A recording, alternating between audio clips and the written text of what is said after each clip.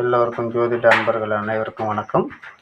இதை பாருங்கள், மேஷம், ரிஷபம், மிதுனம், கடகம், சிம்மம், கன்னி, துலாம், விருச்சகம், தனுசு, மகரம், கும்பம், மீனம்.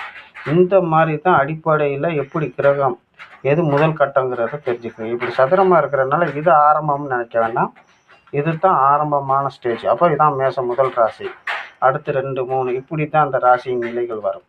அதுக்கு அடுத்தது இது ஆண் பெண் ஆண் பெண் ஆண் பெண் இப்படி தொடர்ச்சியாக வரும். சரம் ஸ்திரம் உபயம் சரம் ஸ்திரம் உபயம் அப்படிங்கிற சூழ்நிலையை இப்படி கொண்டாந்துக்கிட்டே இருக்கும்.